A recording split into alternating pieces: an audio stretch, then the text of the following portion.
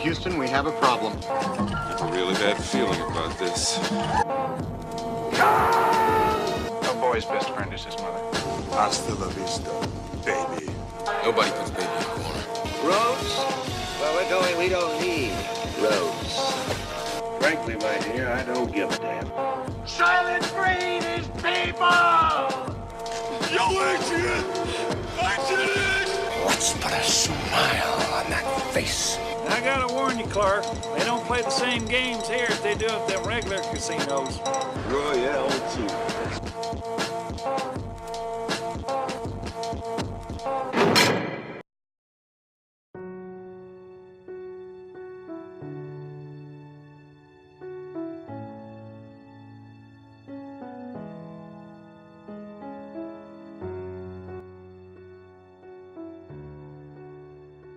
Welcome back to Casino Royale with Cheese. This is the show where we discuss movies that were number one at the box office exactly 20 years ago. My name is Shane. With me today I have the man who has literally and metaphorically zero game to speak of. This is Mike. What's up, brother? Not too much, man. How are you? Oh, well, it's very true. If we're talking about the game of basketball, I am terrible. Yeah, it's... Me and you, if we were playing basketball together, it looked like a big tickle fight. Dude, I'm straight garbage. Like, I can school some 5-year-olds, but if they get, anywhere near my height, it's over. Right. So anybody that's listening that doesn't know Mike, he's not a very tall man, so I'm 5'8". Yeah. Or at army height, I'm 68 inches. Right. If he was extremely skilled in basketball, he would still be, average compared to somebody that's very tall in stature. So, but yeah, I grew up being a fanboy of players like Muggsy Bogues, who I believe was 5'8", and then Spud Webb was 5'6", and he could dunk. Spud Webb, that's a hell of a name right there. Mm-hmm. Yeah, it's good stuff, man. Good stuff. This is episode number 15. We are talking about, once again, a movie that came out 20 years ago. Who'd have thunk it, Mike? It's like it's the format or something. It's weird. Yeah, it's strange. Still getting used to that. This is our first Spike Lee joint, I believe. It is our very first Spike Lee joint. Yeah. So we're talking about He Got Game today. And I gotta say, I'm not like the biggest Spike Lee fan. I do like some of his work. Like, I really like the 25th Hour with Edward Norton and him. And it's really good. Yeah, Rosario was in it.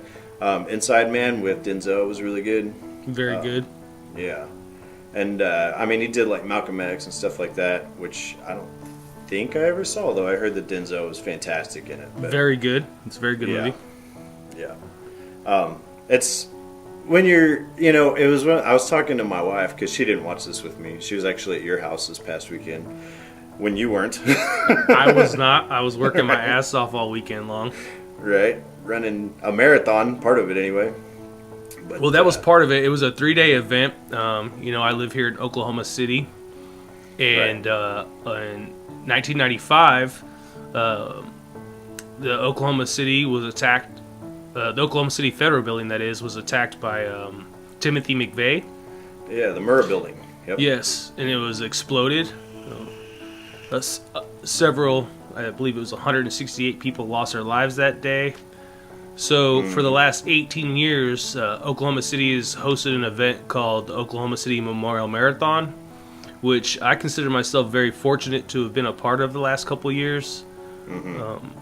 The unit I'm in has asked me to basically be the guy in charge of the Army's participation in the event.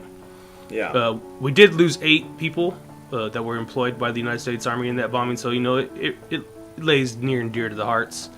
But basically, it consists of 2 days, a Friday and a Saturday, of what they call a Health and Science Expo, or Health and Fitness, Expo, which I'm there all day long. And then on Sunday, it's a big marathon. It's one of the top 12 marathons in the country. Oh, wow. I do by no means consider myself to be a marathon runner or even close to that. But no. But I was fortunate enough to participate in a relay, which consists of 5 individuals basically running a relay race during the marathon. You know, so you say marathon, and my balls pucker up.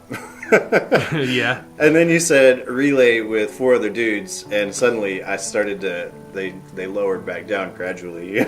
So, yeah, it's a big difference from running 26.2 to an average of about, 5.5 miles apiece. Right. That would be miserable. I will just like to note that my team had 2 goals going into the event. You gotta remember, we worked for 48 hours basically before this. Right. We got about 3.5 hours of sleep before the event. And our goal was to beat 4 hours total. And to be the fastest recruiting station in the event. There's several recruiting stations out there that had teams as well. I'm happy to say we achieved both goals. We were just under 4 hours. We were the only recruiting station to do so, which made us the fastest. And we found out today that we placed 3rd in the government category. So we actually did pretty damn well. You guys whooped that ass. All right. Well, we got our asses whooped by like some of the running clubs and stuff, but as far as the government agencies go, we did really well. Right. Yeah, well, that's okay. You're not in a running club, unless you consider the Army one big running shooting club. Hey, like we said in Forrest Gump, if you can run, you can have a career in the Army. Right. It doesn't matter if your IQ's 75, yeah. But that's funny stuff. No, I was telling my wife, on the other hand, that I actually thought that, some of the acting in this was a little wonky here and there a little bit. Well, some of the actors in this movie weren't actors. They weren't actors, exactly. On the other hand, though, Denzel, you're always going to get a top-notch performance. Well, Denzel Washington, he's often, you hear his name in sentences like the best black actor of all time, and I would just have to say that I think he's one of the best actors of any color of all time. Dude, I don't know why people would pigeonhole him like that, because he's just a fantastic actor all around. Well, I think he gets pigeonholed, especially around like Academy Award season. Yeah, it could be, especially after he won like in Training Day and stuff, and like Halle Berry won the same year. Black, whatever. But that's, in my opinion, kind of selling him short, because he's just great all around. Fantastic. Yeah. I was trying to think of a movie that I didn't like him in, and I mean, there might be one out there. I just can't recall it. Yeah. I could think of one. He was in, what was that thing? He was in with Russell Crowe.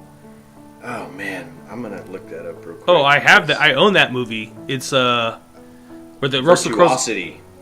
Oh, Virtuosity. Yeah, it's old. It's really dumb though. I'd really have to like scrub has the to do memory with virtual reality and stuff, and yeah. No, you're talking about American Gangster. That was a great movie. Yeah, that was gonna say that's a fantastic film. Yeah. Definitely wasn't thinking of Virtuosity. But no, he was there classing it up with the best of them. What this is movie this? Also stars Ray Allen, who is not an actor. But or it wasn't before this, but yeah. Well, I think this is only like film credit. I mean, he may have had like a small like cameo in something other than this. Right. But this is definitely the only movie where he had a starring role. Right. And he was 2 years into the league at this point. I mean, he might have been like just drafted when they made the movie, but by the time the movie was released, he was going into his 2nd season. And from my understanding, yeah, he had just finished his rookie season. Right. And they probably like filmed it just before his rookie season and released it just after his rookie season. Right. But he is widely considered to be, if not the greatest, but absolutely one of the greatest pure shooters ever to grace the floors of the NBA courts. Really? Oh yeah, this guy, I mean, he was money. He made a living hitting 3-pointers. To watch him shoot, I know you're not a sports fan, besides some college football, but to watch him shoot is a thing of beauty. I mean, that guy, he was a catch and shoot guy, which means another player throws a pass to him, and if he's even got the smallest window open from the defender, he's just popping right up and shooting, and he's probably going to make it. Oh, wow.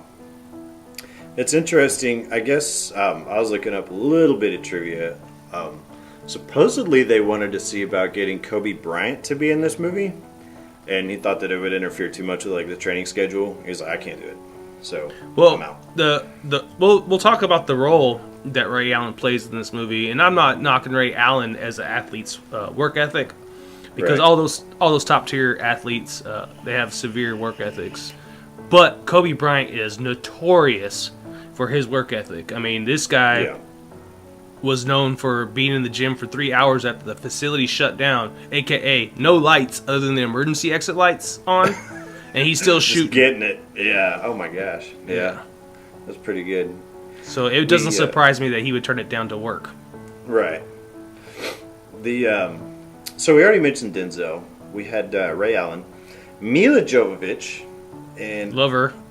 I think that she had already done The Fifth Element at this point. Actually. Watching the movie. I just watched it because my weekend was so hectic.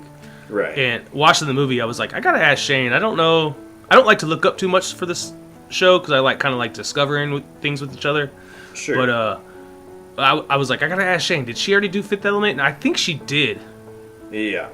Let's see. The Fifth Element. Man, I should have really looked this up. The job. You're supposed to be the fat guy. Look at this guy. What the hell? Oh, 1997. So there you go. 1 year before. 1 year before. And then that was before she started, straddling Resident Evil for a career, basically. Hey, I'm sure she got paid, man. Mm-hmm. I'm sure. This is actually, what was it? I was thinking of, there was something I was thinking about. This wasn't that long before Denzel won an Oscar, actually, for Training Day, like his starring role in that, Do you know what year that was? I can find it real quick. Oh, come on. Falling down on the job. I'm saying 05. For some reason, 05 just rings true in my ears. 05. It's 01. So, oh, wow. I was way off. Yeah. Yep. So this was only 3 years. This is what's crazy to me, dude, is that these movies, whenever they came out in 1998, you'll look and you'll see something like 2 or 3 years later, and it seems so much more current, like Mark Wahlberg movies and Denzel movies and stuff like that. This isn't a bad movie. I'm not going to sit here and claim that. But I think that it looks older than, substantially older than Training Day, Well, I think a lot of that has to do with, the theme of the film and the content, like what we're talking about. Mm-hmm. I would agree. I'd agree. Just so I don't get too off topic here, we had Rosario Dawson playing Lala in the movie. Love her. Yep, she's great. I love her. She's kind of an alumni of Spike Lee's as well, because she was in 25th Hour and I think maybe one or two others. Hill Harper. I really liked Rosario in I think it's called Into the Night. I don't think I saw it. You gotta watch it. It's good. I liked her in Clerks too. Yeah, she's great in Clerks. Yeah. Yes, she is. Hill Harper played Coleman Booger Sykes. I love me some Booger. Yeah, isn't that Jesus' cousin? It is. Yeah. We had Zelda Harris playing Mary Shuttlesworth. Ned Beatty playing Warden Wyatt. Jim Brown playing Spivey. Joseph Lyle Taylor playing Crudup. Those were his two PO type guys. Right. Jake's guys, yeah.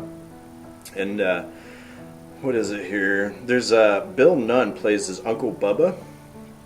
And I want to say I've seen that dude in a couple of things at least. For sure. But yeah, I couldn't tell you off the top what it was. I didn't bother looking it up. But he's been around, I know. But yeah, all in all, great cast. We're hitting homers on this cast list here, dude. Well, Spike Lee's known for having big timers on his casts. Yeah. Oh yeah. He didn't mess around when it comes to his cast at all. He holds weight in Hollywood. Right. In fact, if we're looking at it, like the Inside Man, like I was talking about earlier. You got Jodie Foster in there, and Clive Owen, and Denzel. That is, how many Oscars are amongst that group of people, you know? Like, it's Right. ridiculous, yeah. But anyway, before we tear into this thing too much here, why don't you tell me, first of all, this movie was made on a budget of $25 million. And I can imagine most of that went to the actors. I would say Big so. names, yeah. Why don't we play the numbers game here real quick? Okay. Go ahead. Weeks take at some weeks guesses. at number 1. Mm-hmm. Unfortunately, I think it was only 1 week. Yes, that is correct. And as far as money made back, oh boy, it's tough because I want to go big, but I'm thinking somewhere in like the 42 million ballpark. But you would be wrong. Okay, Yeah, it didn't even make its money back, which is kind of too bad. that's terrible. Yeah, especially since movies like Lost in Space did okay, you know. But no, it made 21,567,000 and some change. That hurts my feelings. Yeah, me and you both. Because there's some good moments in here. I ain't gonna lie, man. The only other thing I have that's really noteworthy about the trivia on this thing, I'm sure that you'll know which scene I'm talking about, but this movie actually did feature, oh god, it featured Chasey Lane, the adult film actress. Yep. Yeah, and who was the other old gal that was in there? The only reason, because I'm not familiar with Chasey Lane's body of work, we'll say. You're familiar with her body, though. Oh, Jill Kelly, who, that name kind of rings a bell, but not really. The only reason I'm super familiar with Chasey Lane is because of the Bloodhound Gang song, The Ballad of Chasey Lane. But yeah, that's about it for me. So, Well, but, let's shoot a big 3-pointer and get this thing running. yeah, let's do this, man. Movie opens up. We get a whole nice, big, long credit scene where it's just people playing basketball. It's a really long montage. And you got basketball players in every fathomable location to play basketball. We're talking like dirt courts, grass courts, asphalt, streets, driveways, Right. basketball gyms. People out in the And- middle of a cornfield. Yeah, This guy's using a milk crate for a hoop, you know? Right. Yeah. The as diverse as the court locations are, we have an even larger diversity of players. It Yeah. even crosses genders. Right. Everybody's playing basketball. So I think he did a really good job like establishing that like this game happens everywhere. Right. It has no type of like sociological boundaries at all, really. You know, like No sociological, no wait, what's the word for like money? oh, economical. Or social, like economical. Yeah. There's no boundaries to basketball. Like if you got a dirt patch and some type of hoop and a ball, you can play Right. basketball. $8 for a basketball. Go have some fun. Yeah. That's it. Did you notice that they're playing like Wild West kind of music in the background? They do that a couple times in this movie, actually, Yeah. I noticed. Yeah. It's when they're not like, it's pretty much when they're like on the court outside of a gym. Right.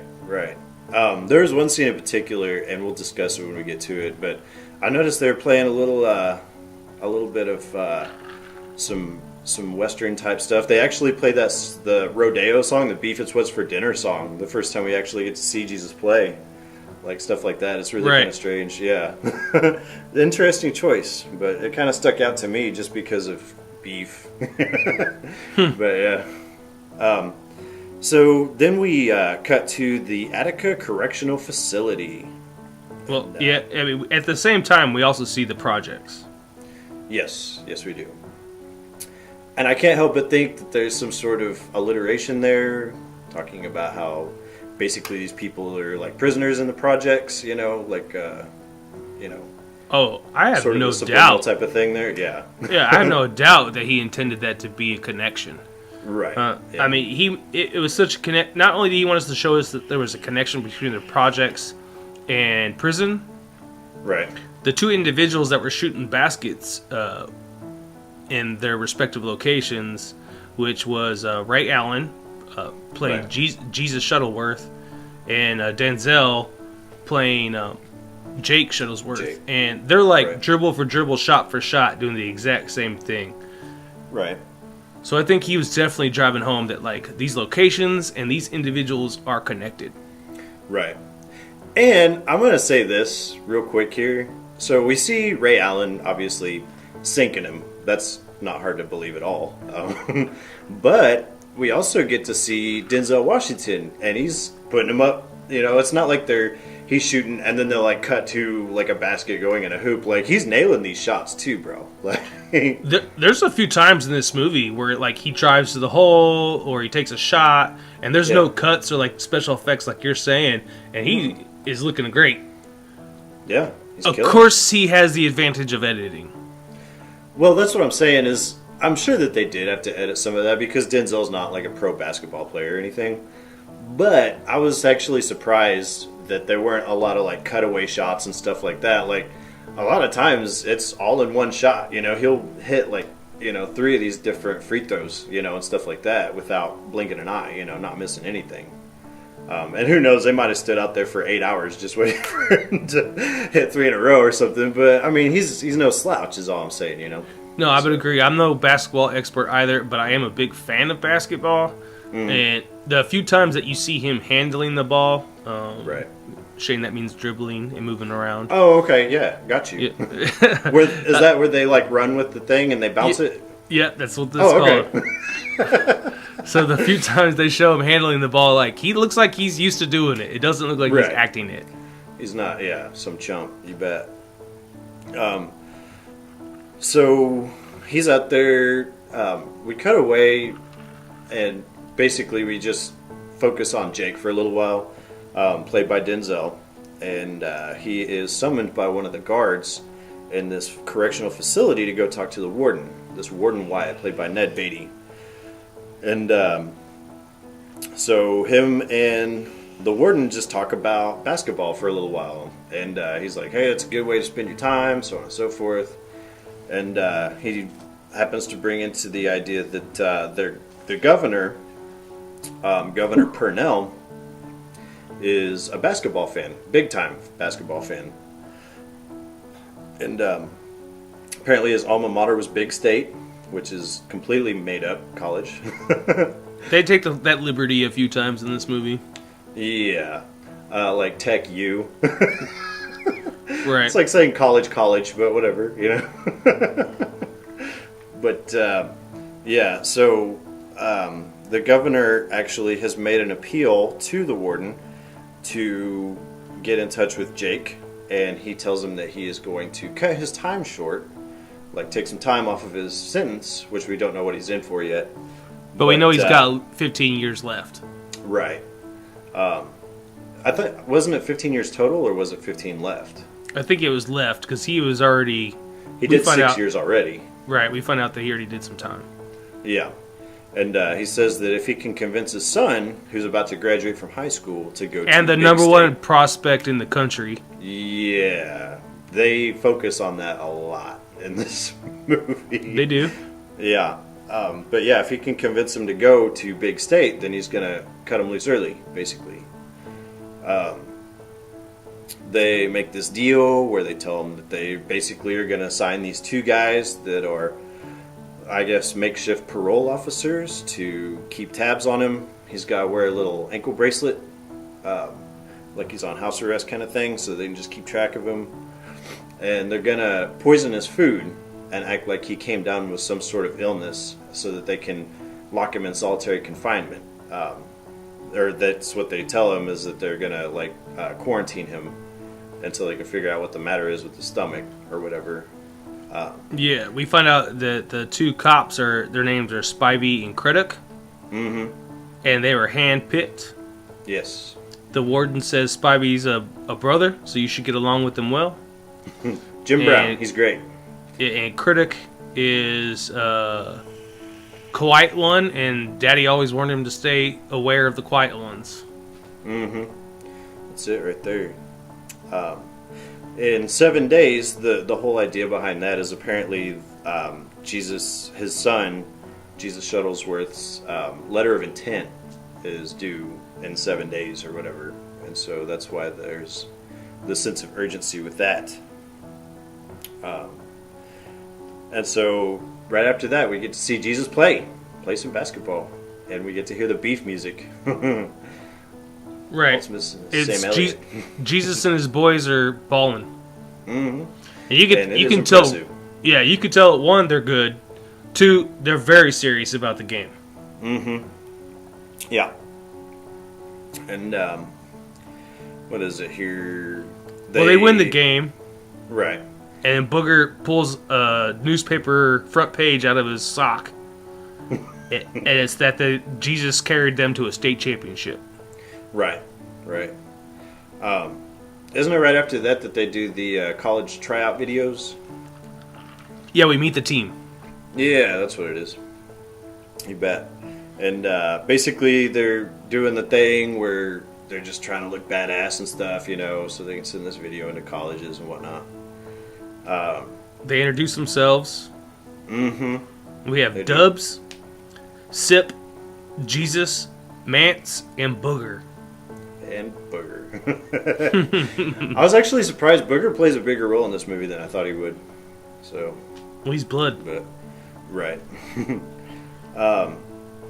Right after that, we see where Jake gets this really crappy room in this crappy hotel for 7 days. He's basically next door down to like this girl that's a prostitute, her name is Dakota. That's Mila Jovovich. And like her pimp is there, and he's like chewing her ass out over something or other, and he winds up like right whenever Jake goes back into his room, he like smacks her or something to that effect. I don't remember what exactly. You've seen it more recently than me. we do see that, but before all that, I think it's a little later. Yeah, the cops put him in his room. They let him know that they're staying at, where are they staying at? The Marriott, I think. Yeah. Yeah, they're staying at the Marriott downtown in a much nicer room than his. I mean, his room is terrible. Yeah. But he's cool. It's not prison, so he's cool. Right. They remind him that he's not a free man. Nope. They hand him the letter of intent and said this must be signed. Right. And they attach an ankle bracelet to his leg and say that if he tries to run, they will track him down and kill him. Shoot him, yeah. And they give him a little envelope full of money, too. Right. They don't say how much, I don't think. Nope. They just say go buy some toiletries and shit. Right. Deodorant, food, shit like that, yeah. He has until... Go ahead. Oh, I was going to say he has until midnight Sunday for him to sign that letter. And that's it.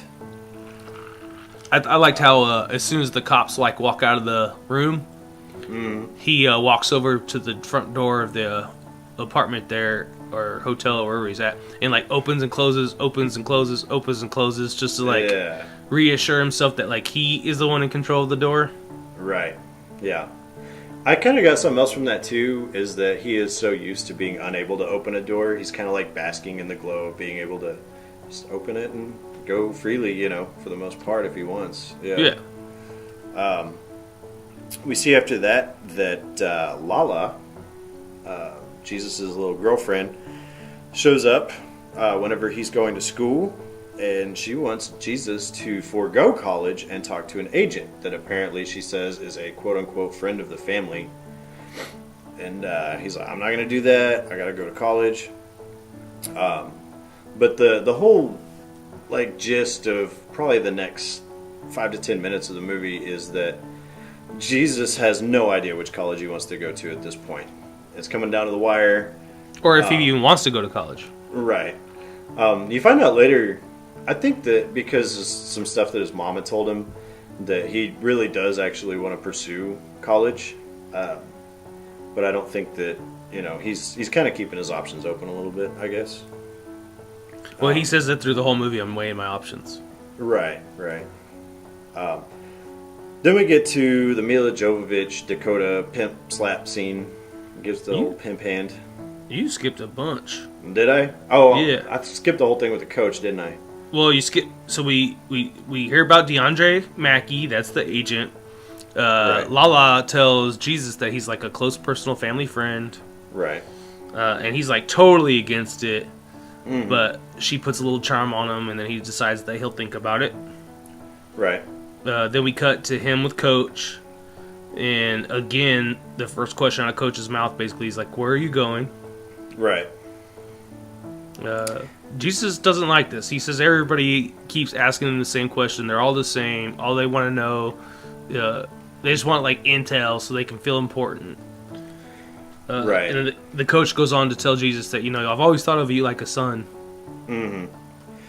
That's kind of the crappy part of this, is these people that he's supposed to like have relationships with at this point don't have any interest in having a relationship with him. They just want to find out what he can do for him, pretty much, Well, unfortunately, I think that's the theme of the film. Right. Although Jesus Shuttleworth may be a fictional character, the story that Spike Lee is telling is a very real story. It's very true to life, yeah. It doesn't surprise me at all. There's countless stories of talented young black athletes around this country that are growing up in projects, hoods, ghettos, where sports are their one real shot. Mm-hmm. And the moment that other people around him realize that that's the shot, they all try to cling to it. Right. That's the one deal. That's the lottery right there. Yeah. That's it. While he's talking to the coach says, "You know what I'm going to tell you." He makes Jesus tell him that this is the biggest decision of your life. Right. And we go through a quick montage of college coaches saying the real thing. Mm-hmm. One thing that I think is pretty cool is all those college coaches you see in that montage, they're all real college coaches. Oh, really? Yeah, every single one of those guys. None of those guys are actors. Are any of them still coaching, or? A good chunk of them still are. Yeah. Mm-hmm. It's good stuff. Good stuff. So now we see Bila Jovovich as a prostitute. Yeah. I'm going to go ahead and put this out here. She's kind of the, I don't know, like, I guess you could make the argument that, because her and Jake later on kind of have like a thing going on a little bit, but I don't think that her presence in this movie is necessary at all, really. She's the hooker with the heart of gold, man. I guess so, yeah. But the overall plot of the movie wouldn't change if you removed her character out completely, I'm just... No, it wouldn't, but it does lead to some interesting scenes. It does. It does. Denzel goes... Well, so there's the whole thing with the... what is it? He hears some kind of ruckus, doesn't he? Or, out in the hallway, and he goes to check on her or whatever. And her pimp is out there talking to her. What's the pimp's name? Sweetness. Sweetness, that's what it is, yeah. And basically they're just in an argument. And then Denzel goes check on her, make sure that she's okay. He goes back into his room, and then she gets the hand. Well, actually, in this scene, the pimp is asking her what she wants to do for the day, and they're having fun, chit-chatting. It wasn't until he sees Denzel that there's an issue. Oh, I got you. Denzel was just kind of staring at him, and he's like, "Do you know me?" Right. Because you're looking at me like you know me. Yeah. And Denzel, proceeds to say, "I don't want any problems." Right. Let me ask you, Mike, because I watched this on the Fire Stick.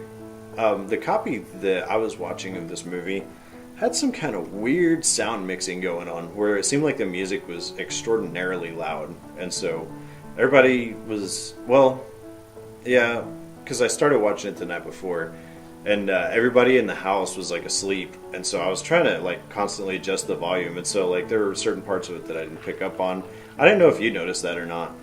No, it must have been your copy that you were watching. Yeah, it might have been. Anyway, the next day, Jake goes to see his daughter Mary. Boo boo. Yeah, and they have a bit of a conversation. She tells him where they're living. O'Dwyer Gardens. Yeah, that's O'Dwyer. That's some made-up sounding stuff right there. But it's a pretty upscale. Looks like a nice enough place, I guess. It's the projects. Well, I mean, the inside of their apartment looked all right to me. Yes, they did, Yeah. but he lives in the They live in the projects. It was pretty crappy. Okay. Any of the places called Gardens in like Jersey. New York. Yeah. It's the hood. They're not living at Uncle Bubba's and Aunt. Is it Linda? I think so. Yeah. They're not living at Uncle Bubba's and Aunt Linda's house no more. Right.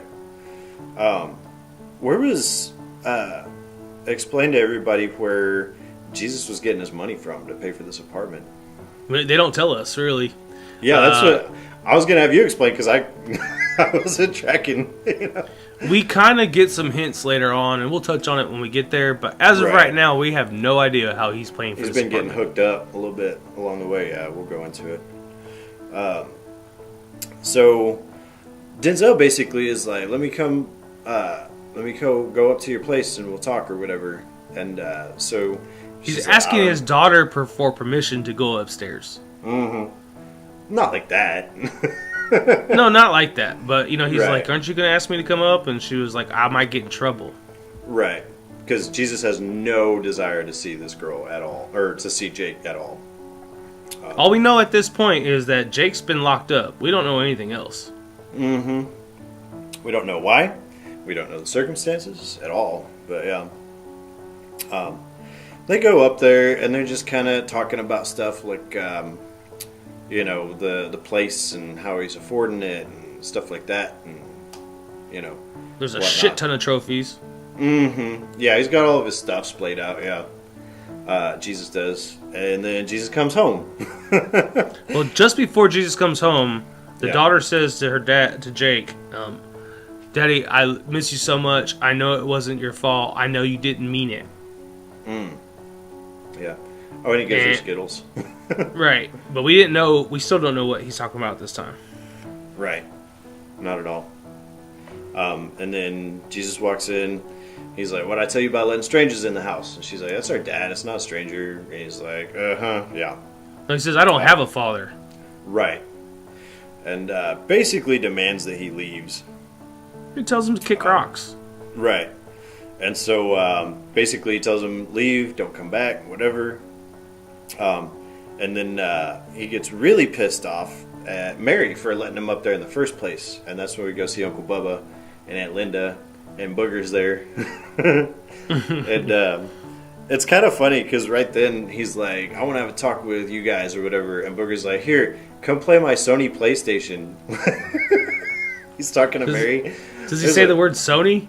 Yes, he does. Oh, God. That's such a weird sentence. That's a Product placement. Got paid, yeah. Yeah.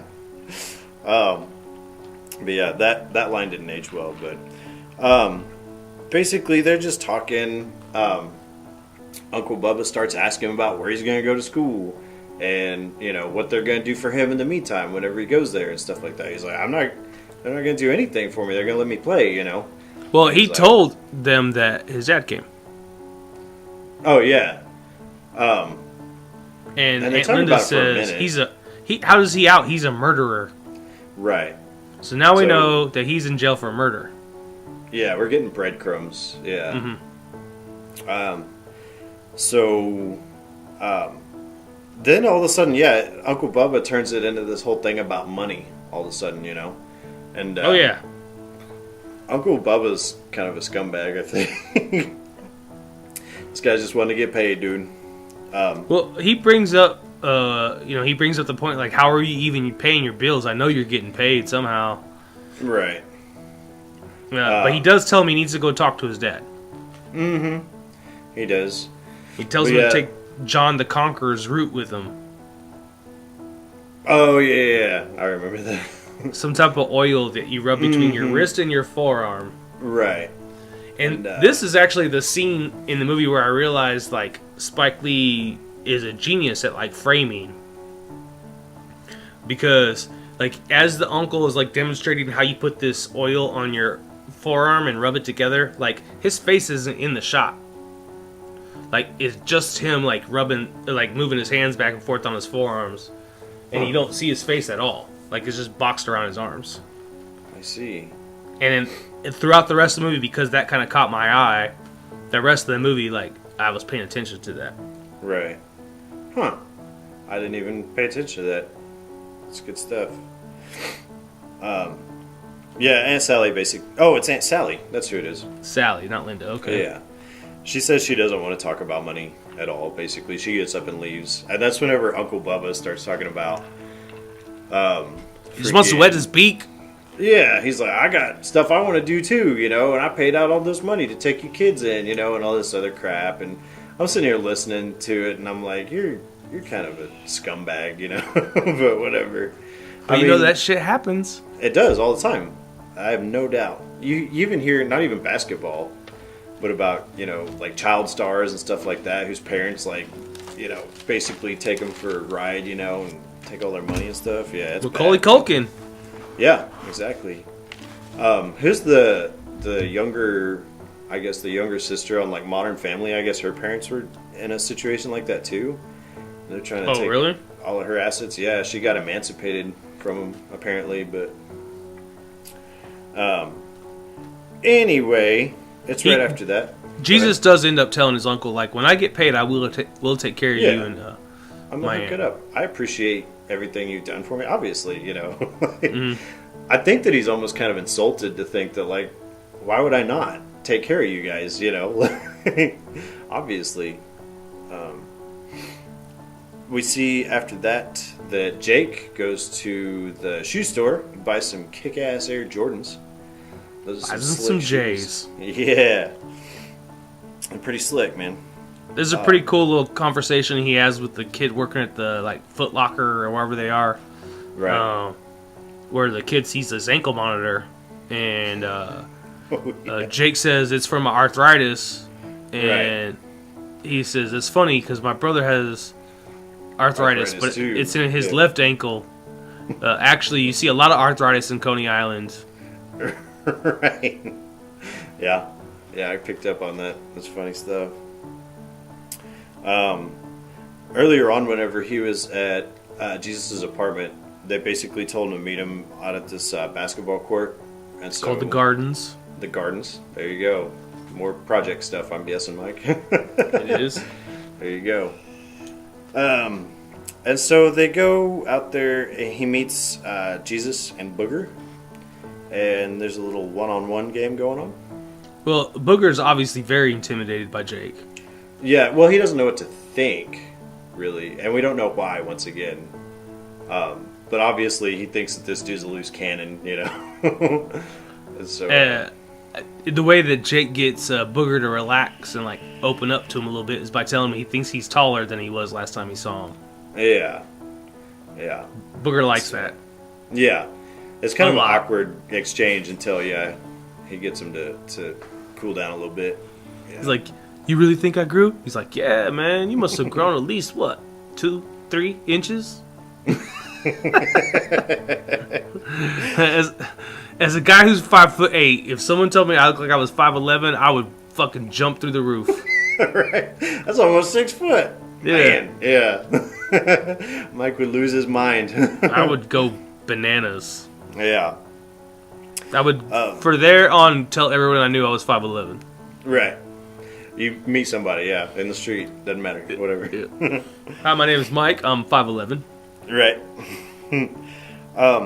It's right after that we have a little exchange where we find out that he says something about his mom. Jake talks about Jesus' mom. He's like, don't talk about my mom, or whatever. We find out that mom you can derive from that mom did die. And then we learn that basically he tells him, he's like, oh, well, you're religious now. He's like, whatever happened to thou shalt not kill, stuff like that. And so there's a clue, Well, again, this whole scene, man, Jake tries to play Jesus one-on-one. He won't play him. Right. Jake asks him if he read the letters that he sent, or did he get the letters that he sent, and he said, yeah, I tore those up. He said, what about the ones I sent to Mary? He said, I tore those ones up too. They have a father-son talk. I mean, kind of a little bit of a touchy moment. Right. Jesus talks about that he hates the fact his name is Jesus. Yeah, he does mention that. He talks says about that his mom like yelling out the window, Jesus, time to come home." Jesus. Yeah. And Spike Lee does a good job of like when you need to. He kind of does like flashback scenes where he kind of shows the environment that was going on, and you see all the other kids like mocking him. Right. He does a lot of that in this movie to great effect, I think. Yeah. Jake starts talking about like Jesus and God and stuff like that, and Jesus tells him like God ain't shit. Right. And Jake's pretty pissed off that he's talking like that, and then that's when you get to what happened to Thou Shalt Not Kill. Right. And he said, he goes, "Do you think God forgives?" And Jake says, "I believe God forgives people." And he goes, "What about, does he forgive you for killing my mother?" Yeah. He's like, "Thou shalt not kill," yeah. Yeah, so now we found out that Jake killed his wife / Jesus' mom. Right. And, yeah. I gotta say, the whole mom subplot thing, I was chomping at the bit to find out what happened, you know. And, it's too bad. But Is this the first time you've ever seen the movie? Yeah. Oh, yeah. Definitely. Oh, okay. Did, I guess we didn't discuss that. You said you'd seen it before. Yeah, I've seen it a few times. Oh, okay. Like back in the day, or? Yeah, I watched it for sure a couple of times, maybe 3-4 times. Like within the first couple of years it came out. Yeah. And then on deployments, I watched it once or twice. It'd be a movie like maybe a group of us, like in like a couple of my deployments, we only had like one TV amongst the whole like company. Right. And every once in a while we'd throw movies in there and we'd just all kind of chill and watch a movie. And once or twice we watched this movie. I got you. That makes sense. Anyway, I digress. He says that, people make mistakes. He's like, think you make every basket, whenever you go to shoot and stuff like that. But yeah, Jake killed the wife, Martha, her name is. We go that evening to where Mary is in bed, and Jesus has been on the phone forever, apparently, with different colleges and whatnot. And she says that she's basically really tired of all this crap with picking out colleges and stuff like that. She's sick of it, and he's like, well, come Monday morning, it's going to be over, so you ain't got to worry about it, And then basically she says that some of her friends at school have said that once he makes it big, then she can ditch her education altogether, that she doesn't have to worry about it anymore because she'll be set. And that's whenever we see Jesus get really pissed off. He's like, don't shirk your education, just because you think you got a meal ticket, Well, he grabs her by the arm pretty forcefully. Mm-hmm. This is where I noticed that Ray Allen, not a good actor. Like, that scene was very unnatural. He has some decent moments later on in the movie, but the scenes where he's supposed to be super intense and stuff like that, he did not do it for me, I don't think. Yeah, I saw those things too. I mean, you gotta remember he was young. Well, yeah, he's not an actor. Not an actor. Right. And he has a problem showing real emotion. Right. It's kind of when he gets pissed off. He just kind of raises his voice, but still is kind of nonchalant, monotone sort of thing. I wasn't buying it, but it's not really his fault either, No, a basketball player, Yeah. He realizes pretty quickly that he was wrong for grabbing her, and he apologizes. Right. He tells her that he's just scared. He's just afraid of what's to come. Right. Unsure of the future, that sort of thing. We cut to a sports center. Yeah, sports center montage. It goes on for a while too, man. They are singing this dude's praises. They will not shut up about Jesus Shuttlesworth. We see Shaq. Mm-hmm. We see Reggie Miller. MJ was up there, I noticed. Well, Michael Jordan's the final person we see. We see a bunch of those real coaches from earlier. We see them again. Actually, everybody we see in the montage is real. Mm-hmm. But at the very end of the montage, it's Michael Jordan in all his glory, and he says, "He got game." He got game. Yeah.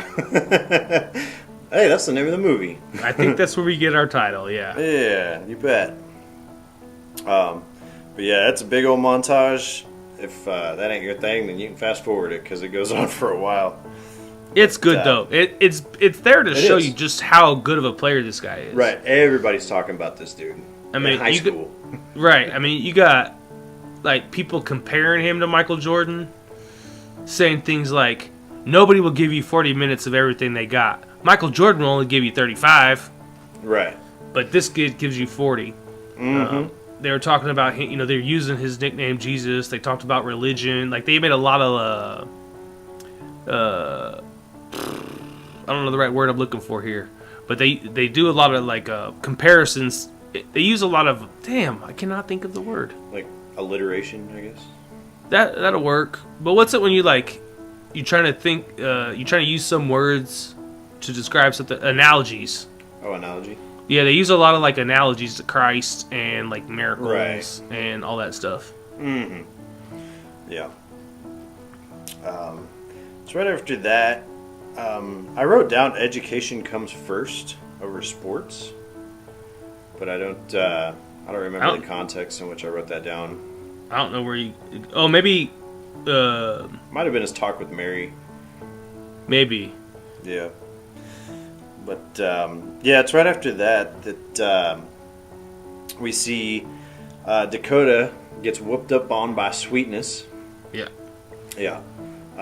He's slapping the crap out of her for the Over most some part. underwear. Oh yeah. It's like, where'd you get this Victoria's Secret bullshit? You got some other man buying you underwear? Right. Beats the fuck out of her. Mm-hmm. He does. It's kind of funny because later on, so this whole movie takes place in the span of a week, and but we cut to her later, like a couple scenes later. She's fine. All the cuts and stuff are gone.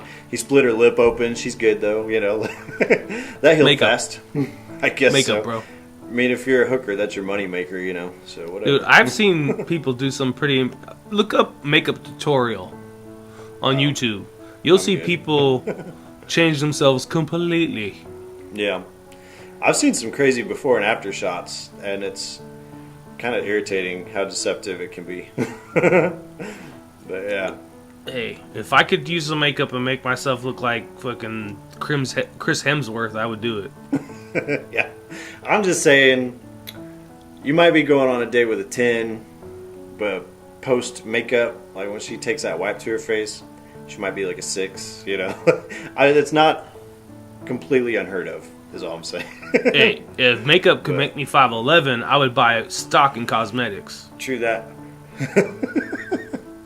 Yeah. So, Jake goes over there. yeah, I guess Dakota wants to. Jake goes over. They get to talking, and she kind of does this exposition dump about how, he's like, "Why do you let him beat you around? Like, why do you stay?" And she's like, "Well, he always says he's sorry, and I got beat up as a kid, and all this. It's really kind of weird dialogue." I noticed. Well, but I think Spike Lee, in an attempt, in like a quick snapshot, describes all the reasons why a woman would stay in that kind of relationship. yeah, it comes off as just a weird exposition dump to me, but yeah. But it's the daddy issues, the child abuse, the child molestation. Right. The she's not the brightest girl, so Right. even though this guy just beat the shit out of her because he said he's sorry, he must love her. She says, Oh, that's "I okay love then. him. He loves me." Right. She wants to marry him. Right. They talk about getting married, yeah. And So I think he kind of like with her, he sums up all of the women that are in similar situations in their life. situations, yeah, just kind of clears the air about all of it, yeah. Yeah. Fits all those characteristics into one person. I like in the scene, he's like, "Look, I want to help you." Jake tells her, "I want to help you." And she's like, "What, you want to fuck me? Dick isn't the cure-all." Yeah, automatic. If some dude is being nice to her, she assumes that all he wants to do is bang her, It's probably the only experiences she has. Well, yeah, that's the only affection she ever gets, you know, Right. is of a sexual nature. They get into it a little bit where they decide that they're going to discuss kind of their background a little bit. And he ends up telling her that he killed Martha, his wife. And so, you know, there's some interesting stuff there. We cut to right after that where Jesus is asleep on his couch. And he gets a call at like 1 or 2 in the morning, whatever. And it's Lala. And she's like, hey, you're still going to meet up with that guy, right? That agent? And he's like, yeah, whatever. Why are you calling me? It's super late. She's like, I just want to make sure, you know. And then you can see where, like, there's this hand that's, like, touching her shoulder and stuff like that and getting pretty handsy. And so you can assume, obviously, at this point that she's cheating on him, you know. With the agent she wants him to meet. Right. This DeAndre fellow. There's a really creepy part in the scene too. Like, okay, so she's fooling around with this dude or whatever, but like just as they go to get off the phone, she's like, "Oh, Jesus," and she reaches up and holds DeAndre's hand. Right. And says, "I love you."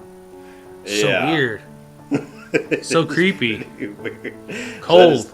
That's two faces right there, man. I'll tell you what. Real quick, you know, we didn't talk about this yet, but her name is Leila Bonita. Oh yeah. Or Lala. Bonilla. Yeah. No, Boricua. Boricua. Yeah, that means they're like. Are you threatening me? No, Jesus. That's Bungholio. Cornelio? Yeah, but no, her name is Lala Bonita, which is pretty. But Yeah. I like how in this film, like a lot of these names that he's given to people in this film, are like just from the name you know who they are. Yeah. Well, give me an example. Well, I Big mean, like Time. Booger. Oh, well, Big Time, yeah. Big Time Willie, whatever. Yeah, and we're actually just we're getting ready to talk to him here about him. He had pretty one soon. of the best scenes in the movie. 100%. Yeah. Oh, One go or ahead. two of the best scenes, but yeah. Booger, I mean, you kind of get his whole story, you know, that like he's the kid that nobody really pays attention to. His name's Booger, you know. I can give you another pretty good example. Jesus. Well, yeah. The Messiah of basketball. Yeah. Yeah. Yeah. And I hear you. he's a good person, man. Like throughout all of the stuff that you see in this movie, like he's a good dude. Man, I ain't gonna lie. He's trying to, anyways. Right. That was part of the thing, was I was watching this movie and people keep throwing offers on the table at this dude. And I'm sitting there saying, I'd have took that. Like, you know, man, that's a deal right there. Like, He's trying to be good. Yeah, he is. And he has obviously more ethics than I do, you know, but That's yeah. not hard to do. Right. Yeah, I'm bottom of the barrel, dude. But they go to the two POs go to wake up Jake on Tuesday morning. He's Yeah, making they a little took grilled cheese with his iron. prison style. Yeah, he is. I don't even think they give you irons in prison, do they? I don't know. Maybe if you work in the laundry. Yeah, I could see that, but if you don't work in the laundry, I could see somebody taking an iron and beating somebody else to death with it, you know. So Fortunately, the only thing I know about prisons are what is in the movies. right. And for the sake of everybody in prison, I hope Shawshank is not accurate at all. I'm sure there's some of that That's- going on. Yeah, that's unpleasant. I know it's not a place I want to be ever. No, sir. But yeah, Yeah, he basically, Tell Jake to get his ass to work. get off his ass, get back to it. You know, they're like, you only got a handful of days, homie. You know. And so they said that they're gonna go get the continental breakfast. He's like, it ain't as good as this grilled cheese. They even great. kind of chuckle at that. Yeah. Right. Anyway, so we see where Jesus is at the bus stop to go to school, and all these kids are wanting his autograph and stuff like that. Smart kids, might I say. Get it while it's good. And then we get there's a car that pulls up, this red convertible, and it's this dude, Big Time Willie. And what's the relationship with him? Do you know? They don't say. They don't say. Yeah, he just shows up. This dude with money. I'm sure that he's got the same intentions as everybody else. Right. But I will tell you that I think he's the most honest character in the film. Oh, yeah. By far. He's probably Aside the most from maybe crooked Jake. character in the Right. film, but I think he's the most honest. Right. Actually, this is probably my favorite scene in the movie. I agree. There's one other scene that I really like, but this is a great one, though. So Booger's also there. He kind of shoot off all the autograph Right. wanters, Told him to for piss better lack off. of terms. And it's Told funny him- because Jesus is like, hey, that's okay, you know. Let him do their thing. It's fine, you know. Yeah, but Booger's like, I'll protect you, man. I got you. Right. Jake shows up. Mhm. Just as Big Time like rolls up. Jake shows up too and is like, hey, I want to talk to you. And Jake You'll shoves see me Booger. around. Yeah, Jake shoves Booger into the back seat of a car that doesn't have a back seat, and He's crammed back there, dude. yeah, and he jumps in the front and they take off. Big Time was like, Right. "Do you want me to take care of your pops for you?" You know, believe it or not, as crazy as he might be, he used to be a baller back in the day. Yeah. So he basically says like, "I'll take care of your dad if you want me to." Yeah. Then he goes on this long, This tirade about not getting out, you know. yeah, he talks about Well, first drugs. let me preface it because Okay. he asks Jesus if he's decided on a school yet, and he's like, "Man, I'm not sure." And Big Time actually gets pissed off. And Well, he gets he's pissed like- off at Booger because Booger said not yet. right? And he called him a pygmy something. Right, because he's short. Yeah, he's making fun of him. He don't like Booger. No, he doesn't. But he actually threatens to throw Jesus out of the car, and I'm No, kind of I wondering. think he's talking to Booger. Is he? Yeah. Oh, okay. Because I was at first thinking that he was asking him because this is my take on it, and correct me if I am completely way off base and reading something into something that isn't there.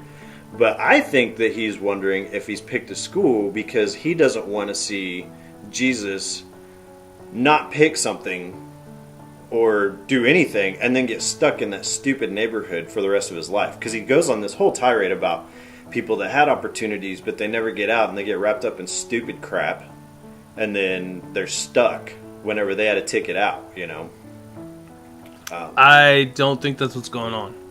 Oh, okay. But anyway. Well, he talks about, have you noticed nobody starts shit with you? It's because Big Time really is stopping them from I'm hooking it up. starting shit Yeah. with you. Yeah. He's like, there are people they would love to shoot you, you know. They don't care Right. about you. Just for general purpose, is what he says. I shot Jesus Shuttlesworth, yeah. Yeah. I think he wants Jesus to go pro. And then hook him up. But he wants to be like his boy while he's pro, because if he's rich, then, that helps Right. Big Time. Yeah. And I could see that too, where he's like, yo, I scratched your back when you're on the block, you know. I kept you safe. Right. Now it's time to pay back. Mm-hmm. But yeah, he goes into this whole big, long spiel about all the stuff that can mess you up before you hit it big. And why don't you elaborate on that for us some there, Mike? Well, he starts off this rampage with drugs, and he talks about basically every drug that plagues inner city youth and Black America. Mm-hmm. Crack cocaine, marijuana, weed. What else did he talk? Oh, methamphetamine, speed. Oh, marijuana and weed. Oh man. Yep, both of them. That's bad. Bad combination there. He goes on to include, we got that nicotine, we got that, don't forget about that alcohol, the poor man's 4.5. crack. Yeah. Yeah. Poor And then man's he talks crack. about the ultimate drug, pussy. Mm-hmm. He says, how do you spell pussy? And Booger's like, I know how to spell pussy. P-U, and then Big Time cuts him off and says, H-I-V. Man. And there's a bunch of scenes of like different women like breaking dudes off, and then he's like, and it's the worst of all, the newfound family. They're all about like, Right. I love you, you know, I need that money though. And even one woman in the scene was like, I need Similac for my baby, I need Pampers for my baby, I need Chanel for me. I need channel. Yeah. Yeah, she does say channel actually. Yeah. But yeah, the whole time we're cutting back to these guys that are clickety-clacking in an alleyway or smoking crack, you know, popping the top off of Tall Boy, you know, whatever. Yeah, everything And, he's saying, we're seeing played out. Right. And this is one of the other scenes that I was talking about where they actually play like Western-style music in the background, I noticed. For whatever reason, but it kind of works. I think it's the Wild Wild West is what he's trying to like portray. Yeah, could be. You know. I call this scene the black man's burden. Yeah. And because I don't really care what people's political views may be, but this is a real thing. Right. People who are raised in the super urban environments, you know, like AKA the ghettos, the hoods, the projects. It's a circle, man. Like, they were raised by guys who did it. When that guy got locked up, someone else stepped in line to be a role model, and he was doing that stuff too. So, to the young black youth of America, like, that's what they're supposed to do. They don't know any other thing to do. Right. Yeah. So, I think it's a pretty powerful scene. And I think that's why I like Big Time so much, because as crooked as he is, he's honest. Real talk, man. That's it. I need some channel. Yeah. I need some channel. Some channel. She said some other brand, but the channel, when I wrote that down, I was like, that's funny right there. Anyway, he's at school later on, and the coach calls him back. Well, he's fighting with his teammates now. Oh, yeah. I forgot about that. Yeah, it's getting violent. Well, they're jealous of him. Right. And he's pretty big-headed. Mm-hmm. So it's all clashing. Right. It's just feeding the fire, pretty much. Mm-hmm. And so, yeah, the coach keeps giving him crap about going to college. And then the coach hands him a big fat stack of $100 bills, $10,000. And he's like, go ahead and take his money, you know. Like, this comes from such and such college. You know, they're just trying He to doesn't say what college it comes from. I don't even think he did. No, he's telling him, if you take this money, give me just an idea of where you're going to go. Right. So somebody's giving the coach money to give to him, yeah. Yeah, high school I'm guessing basketball some coaches don't media make that. outlet, yeah. Yeah, somebody. Basketball coaches in high schools don't make that kind of money. Mm-hmm. Yeah. Immediately, Jesus is like, I can't take that money. It's illegal. Yeah. He's Yeah, like, the I've been coach- hooking you up all along. Yeah, you know? coach is like, you've already taken, man. You Yeah. know, you wanted to move out of Uncle Bubba's house. Within a week, a truck was there picking up your furniture, taking it to your apartment. Like, how do you think that happened? Right. Yeah. He's like, remember that biology test that you were going to fail it? He's like, and I had to talk to the teacher, and all of a sudden you're passing, all you know, and all this other crap, and yeah. And so Jesus automatically now is, I mean, he doesn't really go into it too much, but I can only assume that he's pretty pissed off about the whole deal, you know. But he doesn't take the money, the 10 grand, and that's where I was No. like, man, that's integrity right there, because that would be a struggle for me. The coach, like, offers it to him a bunch of times. Yeah, Keeps trying to hand it to him. He keeps turning it down. Even when he gets up to walk out of the room, the coach is like, hey, you forgot something. And Spike Lee I didn't just forget pans anything. in right on that stack of money. yeah, it's good stuff. So I'm talking about that framing, man, that Spike Lee did in this Mm-hmm. movie is so good because they just framed, I think it was just Benjamin and the label around And that the said label, $10,000. Mm-hmm. You know what I mean? And the Like, label's all moved over to the end, so you can see like the whole bill. right. Yeah, it's good stuff. So we get to, after that, they decide they're going to go out to the shore. They go to this amusement park, him and Lala do. They go to the boardwalk, yeah. Yeah, they get it on the Ferris wheel, Yeah, they're fucking a Ferris wheel. which is pretty great. I bet you that's fun. I've never done it, but you know. I've never done that either, but when I was 18 or 19, oh, that would have been amazing. Oh yeah, things are rocking and doing all sorts of fun stuff. Yeah, It's good times. So then he goes to see this agent that Lala's been pushing on him this whole freaking time. And he's showing off everything. Even Jesus comments about his house. He's like, man, you got it hooked up, you know. And he's like, I got to show you this next. And he shows him like this crazy-ass car collection, you know. With his Lamborghini, what is it, the Diamante or whatever? Not The Diamante, that's a Lamborghini Mitsubishi. Diablo. Diablo, that's what it is. That was a Mitsubishi. I was. That's what my mom drives. But yeah, No, he shows him a Ferrari, a Mercedes Benz, and a Porsche in there, Lamborghini. Oh, okay. But yeah, he goes and he shows. I got him big house, great cars, Rolex. That's what I have written down in my notes. That's it. He shows him the indoor basketball court he has in his house. He's like, man, this is awesome. He's like, yeah. He's like, here, I got this watch from this guy that I know. He wanted you to have it, and it's this Rolex, and it's like, what is it, platinum and diamonds? He says. The same thing as speed and power in the NBA. Yeah, that's it.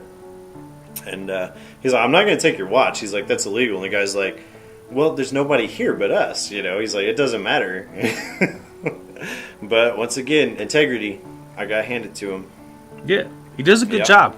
Yeah.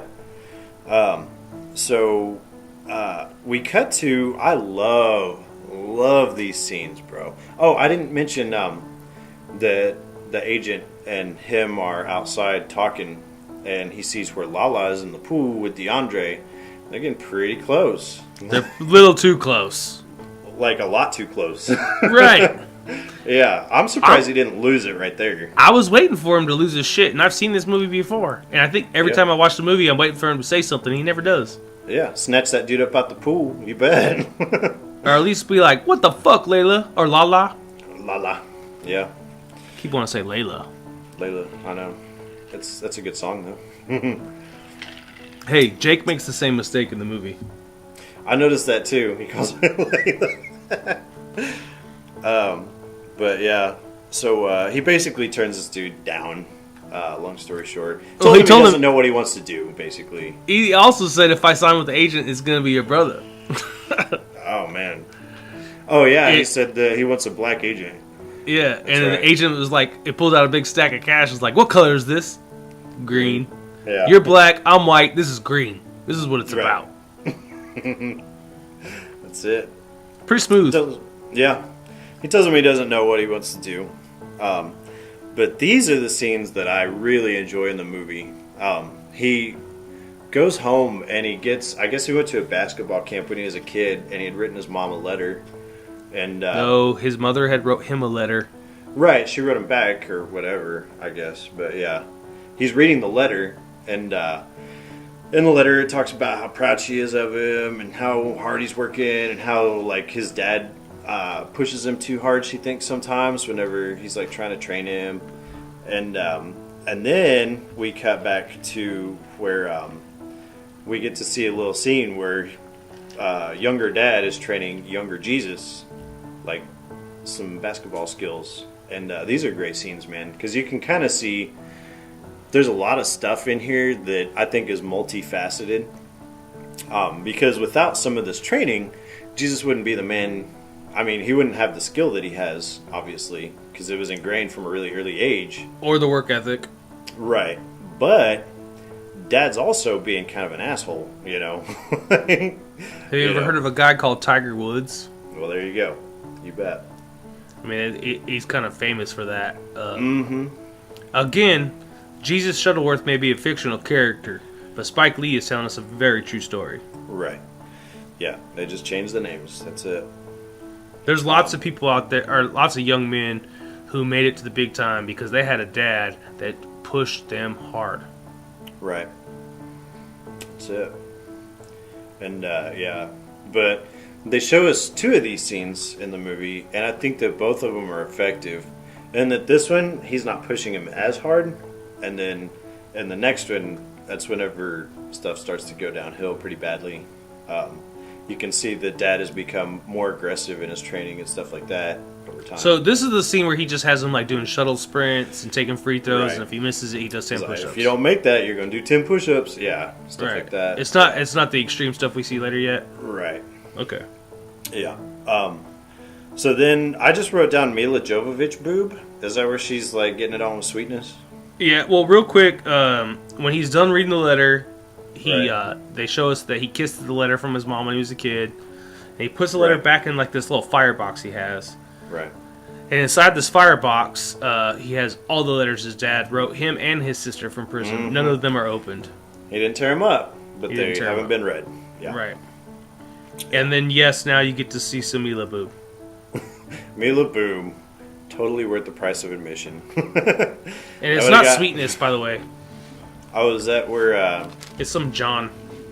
Oh, is it? Oh, crumb. Yeah, because the John's like pounding on her, and she's Yeah. like, "Oh yeah, give it to me, oh baby." Not impressed at all. Yeah. And Jake's on the other side of the wall, like chest passing the basketball into the wall, like over Yeah. and over and over again. He likes her. He doesn't want to hear it getting it on. He's like throwing the ball against the wall to like the same rhythm that this John is pounding away on her. Mm-hmm. Yeah. But it's still boob. I'll take it.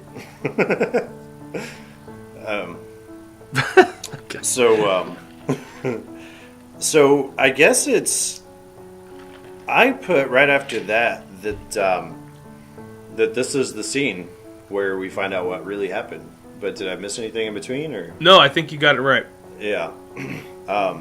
So this is the moment we've all been waiting for. Find out what really went down, and it's really kind of too bad. It's a hard scene to watch for me anyway. Well, this scene starts off with a one-on-one. Dad versus, so Jake versus Jesus, one-on-one. We're talking about Right. kid Jesus still. Yeah, he's like, how old? I guess he's like 12 or something. At the very most. Right. Well, so if Dad had been in prison 6 years and he's about ready to graduate, I basically extrapolated 12 years old. That's a safe yeah. assumption then. Okay. Right. But they're playing one-on-one, and Dad is not giving shit to Jesus. He's not No. letting him get away with anything. He said, I'm not going to let you win, is basically what he tells him. And Jesus is starting to get frustrated with him because he just can't get a leg up at all, Well, and Jake is just like pushing him down, and Right, being really mean about it, yeah. yeah, he's being pretty aggressive. Even like Jake's homie that's like holding on to the 40 on the sidelines is like, stop pushing him. Dude, chill out, yeah. Yeah. Yeah. And he's sitting back, and of course, he's like, oh, now you're going to get mad, so you're going to stop playing and stuff like that. And so, the aggression just kicks up another notch. And basically, it turns into like, Jesus keeps screwing up because he's so angry. And the dad keeps fouling him, like knocking him on his ass and stuff. And so then... Next thing you know is he's like, I've had enough of this. And he takes the basketball and he hucks it over the fence, Yeah, he says, I quit. Yeah. Oh, you just gonna quit. Yeah. This is a great scene for Denzel, by the way. I gotta say, it's fantastic. But finally, like, Jake's boy is like, whatever, dude, I'm out of here. Hands him his 40. And he's like, I can't believe he threw my basketball over that fence, And so, anyway... We cut to where Jake has gone back to their apartment, and they're all eating dinner. Mom and Booger and Jesus, they're all sitting around eating. He goes and Jake grabs his dinner out of the oven, and he basically tells Booger to beat it. He's like, I love too whenever like Booger goes to like grab a roll, he's like, don't be taking my bread. Put that bread back. Right? I was trying to steal my bread. Right. Yeah, it's pretty funny. And then basically, like, Jake goes on this tirade about how he threw his basketball over the fence and he lost it and he doesn't respect his stuff and that wasn't his basketball to lose and all this other stuff. And Jake's pretty much tired of this crap at this point and asks to be excused. He's like, no, sit down, Jesus, you mean? Yeah. What did I say, Jake? Yeah. Yeah. No, Jesus wants to leave. He may be excused, and he's like, no, sit your black ass down. Right. And they start, like, arguing. Right. And it turns into a physical altercation a little bit, Yeah, Jesus gets to get up and starts to like just walk out of the room. He says something like out of the side of his mouth. Right. And I'm not sure what he says. I think he F-bombed him. Did he? Fuck you. Yeah. Or something like that, yeah. He said something that Jake didn't Right. like. And, hit him the wrong way. Yeah. Yeah. Jake jumps up, like grabs him, like kind of shoves him into a corner on top of a chair. Martha jumps up to defend him. Right. Jake throws Jesus down on the floor and kind of like, I don't know how to explain, like kind of just shoves her off with one arm, like off of him. Right. It was a reflexive motion. You know, he wasn't trying to hurt her or anything. Well, he was definitely caught up in the moment. Right. And he had, you know, that 40 in him or whatever. And so I think that might have affected it a little bit, maybe. If I pushed my wife like that, we'd be in court. It would be going down, yeah. Yeah, she'd That's be true, suing, too. or she'd be divorcing my ass. I mean, it wasn't cool. I'm not defending what he did, but he definitely didn't mean what happened to happen. Right. But And we know this because, like, just before the fight, like, he kisses her, like, longingly. right. Yeah. He wasn't like an abusive husband or anything stupid like that, you know. Yeah, he really loved his wife. Right. And he shoves her, and she falls and hits her head off the sink. Yeah, off the counter. And that's it. That's all they wrote for Martha. Yeah, she's on the floor. Jesus jumps up, runs over to Jake and Martha, and Jake's like, call 911, son, call 911. Yeah. It's one of those, you know, 1,000,001 type of things that just, I mean, stuff just happens, I guess, you know. Should he have done it? No. But he wasn't trying to be a jerk or anything necessarily to her, so it just happens, I guess. But yeah, so they, we see where the next day, Jesus and Jake meet on this pier out on the beach, and basically they get to talking because this whole time he told him that his name was a biblical name, and then we find out what the real story is that that's what they called this basketball player from when he was a kid, Earl Monroe. really oh, there you go. I'm not a basketball guy. Yeah, he actually played with the Washington D.C. Bullets. They don't exist anymore, I assume. Well, they're called the Wizards now. Yeah. Same team. They changed their name due to sensitivity to gun stuff. This was a long time ago, actually. But it was after Columbine. I got you. But Earl Monroe's averaged 41.6, virtually 42 points a game for a season, which is crazy. That is really good. And then he talks about how he was most people talk about how he helped the Knicks win their second championship. But his nickname was Jesus because he was the truth. Was the truth. That's it. Which there's a player he's recently retired. He actually played on the same team as Ray Allen when Ray Allen won the national NBA championship with the Celtics. Right. One of his teammates his name is Paul Pierce, and Paul Pierce's nickname in the NBA is the Truth. Oh, really? Yeah. Okay. Kind of Which circles is back around. Yeah, but like it's weird because that didn't happen until well after this movie Until was later. made. Yeah. Huh. That's interesting. How long ago was it that Ray Allen retired, would you say? Ooh. Everything in my head is always like 2-3 years ago, but I was 3 to 5. 3 to 5. He was Ray Allen was on the Heat team with LeBron James when LeBron James won the championships with the Heat. And that was 3 seasons ago. So maybe 3 years ago. Wow. That's pretty impressive. So he ran for a while, I guess. Yeah, he played for if it wasn't 20, it was 19 years. Yeah. That's pretty good. Pretty good. So then they get to talking. He tells Jesus that basically he is not there just to check in on him or whatever, that he actually made this deal with the governor where he's trying to get him to play for Big State. For Big State, yeah, so that he can get time off his sentence. And Jesus doesn't care. Whatever, dude. He has no interest in that whatsoever. And so... well, Jake, before he leaves, he's like, well, will you even tell me that this is something you're thinking about? And he's like, they're in my top 10. Yeah. So that's that. Then Jake just hugs Jesus, like, awkwardly. Mm-hmm. Which Jesus doesn't reciprocate at all. It keeps his arm straight down, and Jake just holds him. Yeah. I find this relationship between the father and the son really interesting in this movie. Basketball is kind of the backdrop, I guess, for this relationship. But needless to say, it's really broken. So, understandably so. Understandably so. He watched his dad kill his mom. Like, right. How are you going to do that? But anyway, it's not too long after that Jesus goes to Tech U to visit the campus. Do you know who's his tour guide? I have no idea. His name is Rick Fox. All right. Related to Red Fox at all? Or? No, I don't think so. I would assume he he was a professional basketball player. Played for my Los Angeles Lakers. Oh, there you go. Won a couple Jack championships. Nicholson's Lakers too. He was married to Vanessa Williams. All right. In her prime, by the way. Yeah. Vanessa Williams still ain't looking bad, but no, she's beautiful. But this is when we're talking about dime piece Vanessa Williams. Right. Her not prime is better than I ever was, So Rick Fox is portraying the role of, I cannot remember his name. It was like Preach,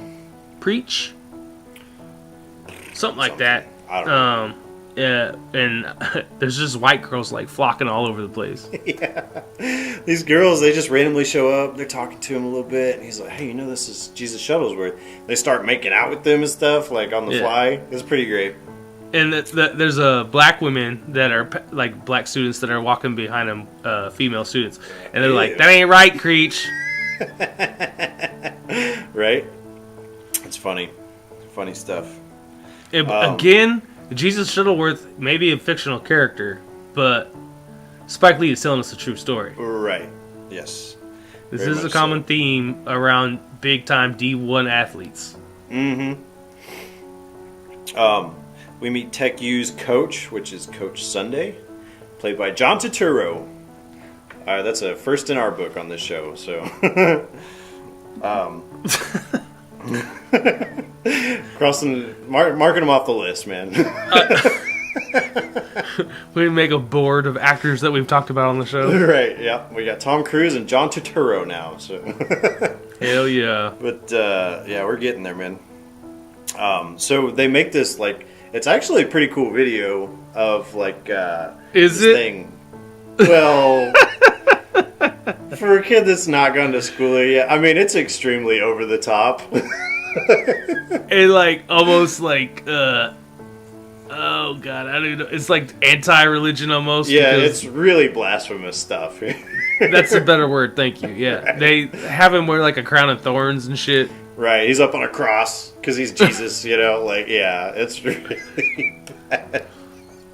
And Coach Sunday goes on to talk about how he got on his knees and he prayed.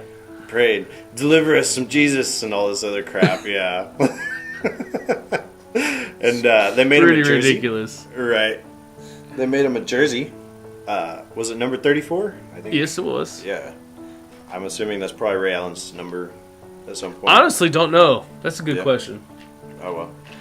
Who cares? Nobody's listening anyway, so...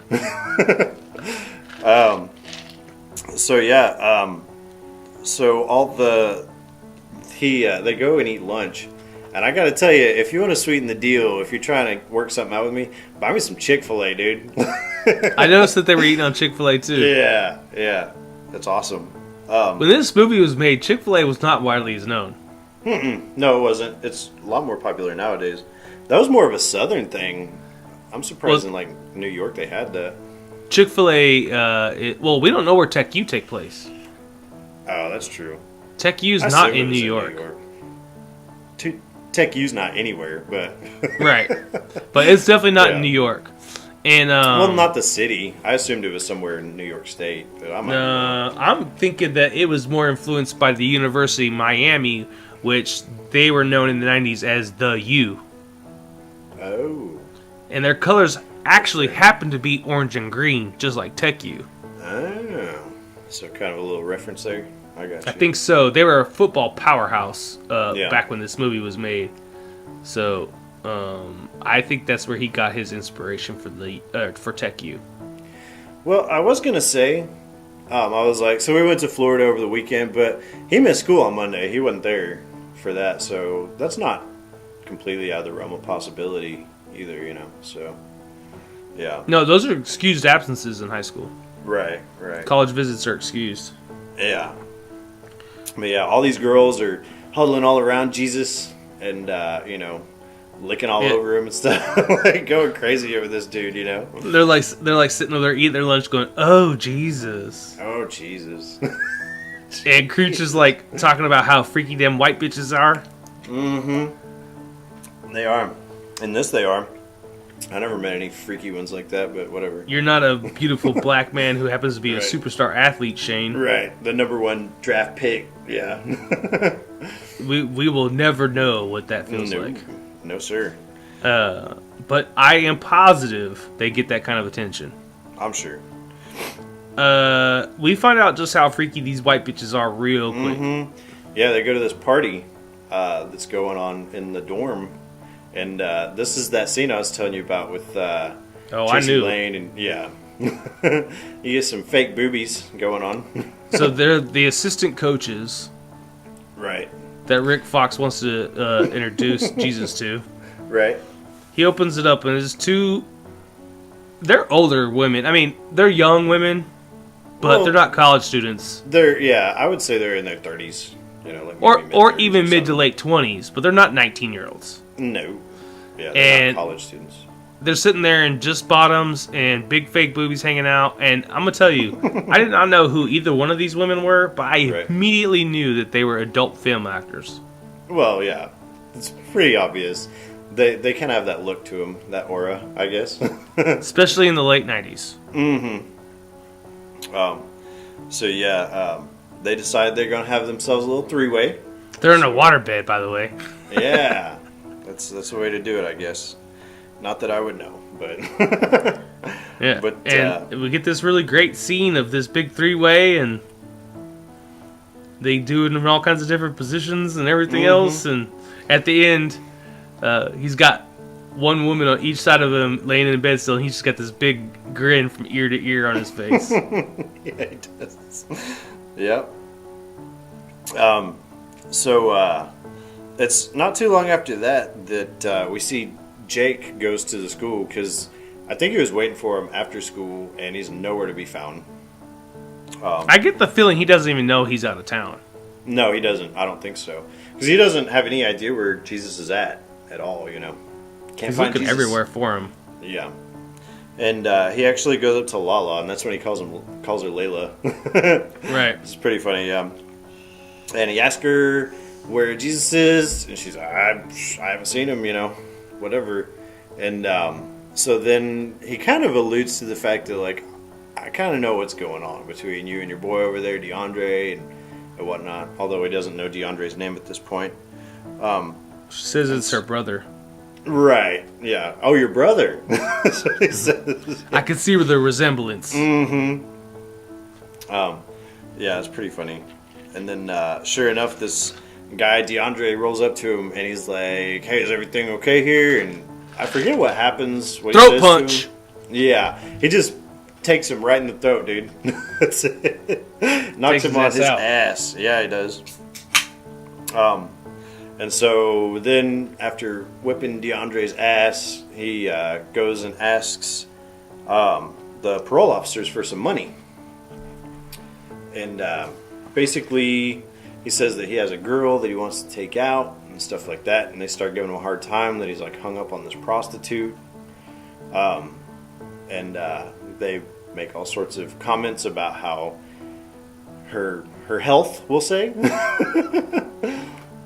Make sure it's clean. Yeah, exactly.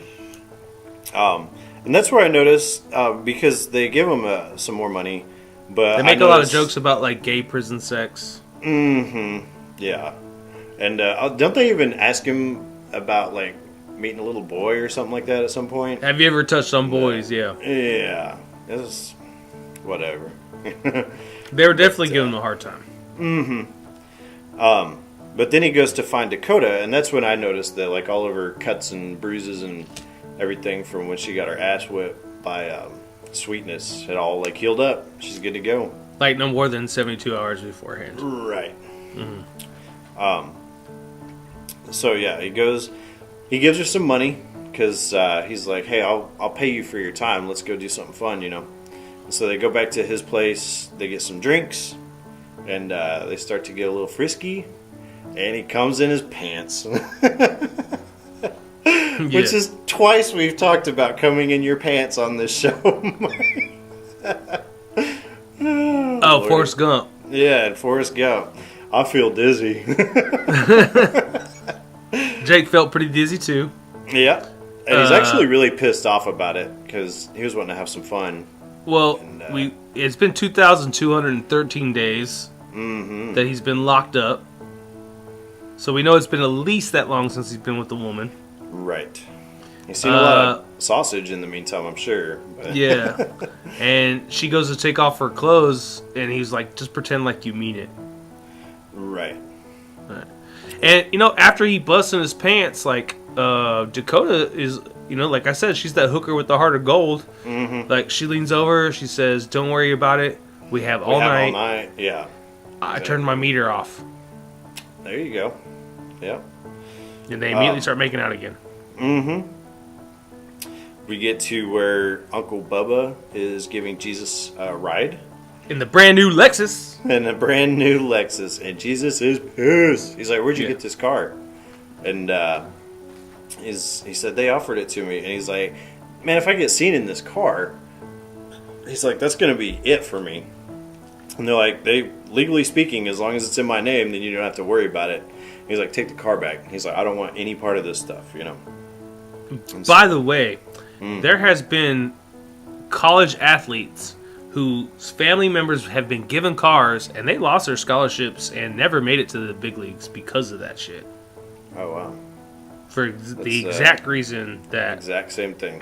Yeah, for the exact same thing. Wow. So there you go.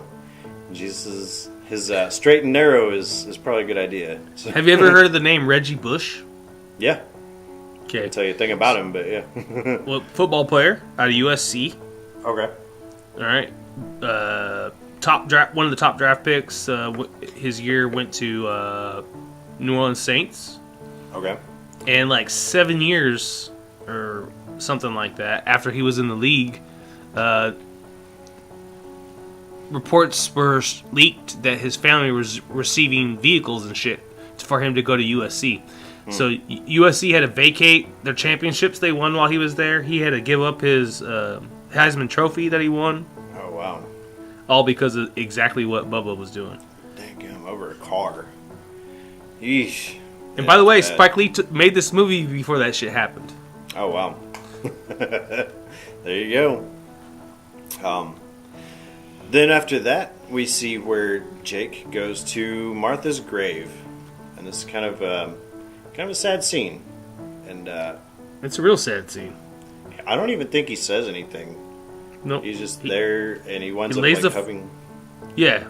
He just lays the flowers down and like kisses and hugs the tombstone. Yeah, hugs the gravestone. Yeah, it's really too bad. We get to a scene where Lala and Jesus are on this boardwalk, and they're basically just talking. And what you're seeing at this point is like the beginning of the end of their relationship. Because they get to talking. She's asking about all those white girls that were up at the college and stuff, and she's like, "You didn't have sex with any of them, did you?" He's like, "No, of course not." And then he starts asking her about DeAndre, and she's like, "I do what I have to do, She's like, "Yeah, I fucked him." Right. And at least I admit it. Mm-hmm. And then she gets talking to him about like, you don't have anything to worry about because you're like set for life, She's like, but in the meantime, you said that you'd never leave me, and I'm just trying to, basically stick it out, because she wants to get paid too.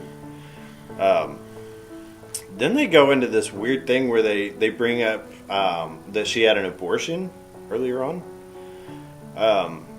And that apparently, like, she had told him that it was fine, she couldn't have kids or whatever, and then, like, they had unprotected sex, and she got pregnant, and so they wouldn't, and did the thing, I guess, you know. And They have the most complicated high school relationship ever. oh, yeah. This is some intense, very adult stuff going on here, by far. I had some high school girlfriends, and we had our arguments and disagreements and dumb breakups, but we didn't experience any of this shit. No, not a tenth of it, dude. It's bad. Bad deal. But yeah, we do get to see a brief glimpse of Rosario Booby, so that's kind of nice. If I you was want to looking see for it. more Rosario Booby, watch Into the Night. I will write it down. I know you will now. 'Cause, yeah, I don't even know what it's about, but it's definitely worth it. So, but yeah, so long story short, their relationship basically turned sour right there. They break up, and Well, she that's says whenever- it's over and just kisses him on the cheek and leaves. right. And he says, "Good riddance." Then we Which- see. I'm Go on ahead. Jesus' side, by the way. Oh yeah, man, you don't need that kind of thing going on. You got enough crap to worry about, you know. She was taking money and fucking the agent right. just to try to get him to sign with the agent. It's bad, dude. Yeah, it's no good. That's yeah. You don't need that kind of person in your life, man. Have some self-respect.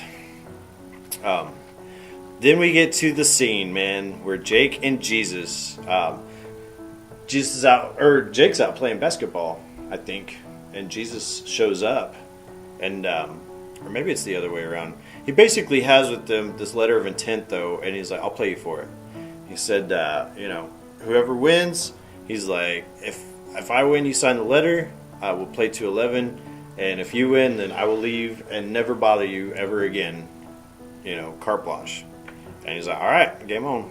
And so there's this great little. They show every single like minute of this basketball rivalry between the two of them, and it's good stuff. They definitely show every point. Yeah. Well, yeah. Right. It is really good. I agree with you there. This is, maybe my second or third favorite scene in the movie. Right. I can feel the emotion and the tension. There's a lot of intensity going on, definitely. And They're trash they're both talking. they're both trying to play it off like they're not worried at all. But you can tell. I mean, Jake obviously has everything to lose here, you know. So, but all in all, it's a great scene. And they go at first. Jake's a little bit ahead, and then Jesus ties up with them. Jake gets a couple more points, but finally at the very end, he leaves Jake in the dust. Like there's no. You're right, he does. But Jake stopped defending him. He kind of did. And Jesus calls him out for it, and he says, "I'm just teaching you, son. I've taught you everything. I'm still teaching." Mm-hmm. So it was kind of like, if I go away for the rest of this time, it's on you. I'm teaching you that. Right. I don't know what he was trying to teach, though. I'm guessing that's what he was trying to, but I don't know if that's what it was. The only thing that I could think of that he was trying to maybe teach him was that maybe nobility, I guess. That if he lost the game, you know, like what are you going to do? You know, are you going to not go to big stage just to spite me? Or are you going to have your dad's back, you know? The whole like blood's thicker than water thing maybe? I'm not sure. But I think he did let him win in the end because whenever Jake had like 5 points, basically he didn't get another point the rest of the game, you know? So. Well, Jesus told him you're not going to score another basket after that one. Yeah.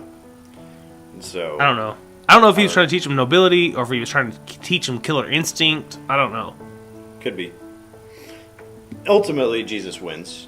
And that's whenever Jake has the letter and he like hands it to him and Jake like just drops it on the ground. And there's the parole officers waiting with cuffs, ready to take his ass back. We get to a little scene after that where they're making the announcement where Jesus is going to go, and turns out he went to Big State anyway. Yeah, instead of doing the press release, he writes a letter that his coach reads. Right. So then we get to this weird deal where it shows where Jesus is in the prison. Oh wait, hold on. And go ahead. There's an important part to the letter. He talks about like how his family's been through a lot, blah blah blah, all this stuff. He Say a makes prayer this for my choice dad to. and- Well, that's the big part. So he says he's going to go to Big State, but at the end he says, "My sister and I send our prayers to our father." Mm-hmm. He knows his dad's going to read it. Right. Like his dad's going to read the newspaper article, whatever. So like, it was him consciously like reaching out to his father. Right. Yeah. It's good stuff. And so yeah. Then they cut to To the Booger- Attica correction. No, Booger trying to read the paper. Man, this guy. Oof, Booger he's having a can't hard read. time with it. Yeah. Yeah, he can't at all. And then one of the boys that Booger's hanging out with Sip. starts to read the story in the newspaper about how, like, apparently there's this BS story that the governor, or that somebody that they had told to the press that Jake Shuttlesworth had, like, escaped from prison. They don't know where he was. They don't know how, but they found him, like, on the beach. They caught him after a week later. 7-day run on. Yeah. 7-day manhunt. And so here we are back in prison, and Jake's going to talk to the warden again. And so there's this stupid little technicality where Jesus didn't sign the actual letter of intent that they had given to him for Jesus to sign. And so they hadn't heard anything back from the governor about him getting out early or anything like that. No kind of correspondence whatsoever. And so he basically got hosed on that whole deal. It was all for naught, basically. So then he writes a letter to his son. And in the letter, it talks about how his dad or grandfather had always said that, like, you know, something about If you try on enough pair of shoes, you'll eventually find a pair of shoes that fit. find a pair that fit, yeah. And he's like, I think I found mine, and it hurt real hard and stuff like that. Yeah, they hurt like hell. And it's whenever he's reading the letter that we see that Dakota's actually now gone. We see her on a bus leaving New York, presumably. Yeah, she's in the middle of somewhere with no building, so she's out of New York. Out in the country, yeah, somewhere. She's not wearing her Bus. wig, so... Right. Yeah. Big Time's got Sip in the car, and he's hyping Sip on, like, oh, yeah, well, you know, Jesus might have the game, but you got the whole package. Right. Yep. And then we get to this. I don't know what they were. Maybe you have a take on it, I guess. But I think it's a great scene, and I would love to know the what they were trying to get across with it, I guess. But the whole scene at the very end where it shows Jesus and he's playing at the court that's at Big State, and you see where Jake is playing at the court in the prison, and basically at one point they're both just shooting hoops or whatever, and Jake decides that he's going to take the ball and like throw it over the fence, and of course all the guards, they have their rifles trained on them and stuff like that, you know. Well, he goes into the area that's painted and says out of bounds. Right. And yeah, he's going out of bounds. He's getting too close to the fence, and then he hooks the ball over the fence, and sure enough, you see the ball fall into the Big State court, and Jesus picks it up or whatever, and then kind of like looks at the hoop. And smiles. Presumably it. Yeah, he smiles. What was your interpretation of that, Mike? I feel like it was just kind of like a... I don't think the ball was real. That Jake threw a real ball. I don't think the ball really flew into the stadium. Right. Where it's like a metaphorical thing. Yeah, it was just, I think he felt like he did the right thing and that he was thinking about his dad at the moment. Yeah. On Wikipedia, somebody had this to say about it.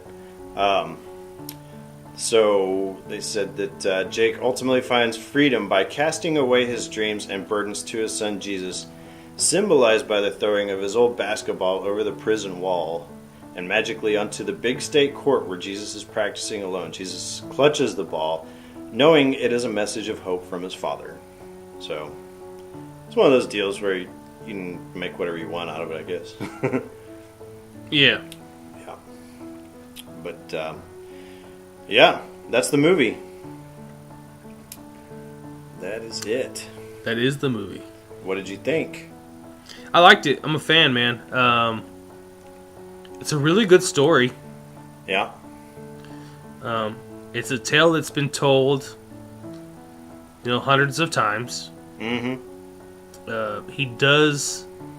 I really like how he... Okay, so Spike Lee, in some of his films, really throws the history of racism in our country, like, kind of in the face of the white man. Mm-hmm. And I understand why he's doing those things, but I like in this movie how, he tells the plight of the young black athlete in America without making me feel like I'm a total piece of shit. Right. I hear you. Like, because, like, what Jesus faces in this movie is for sure, like, a real thing. Like, there's lots of big-time athletes, particularly black athletes in this country, that have faced this kind of situation.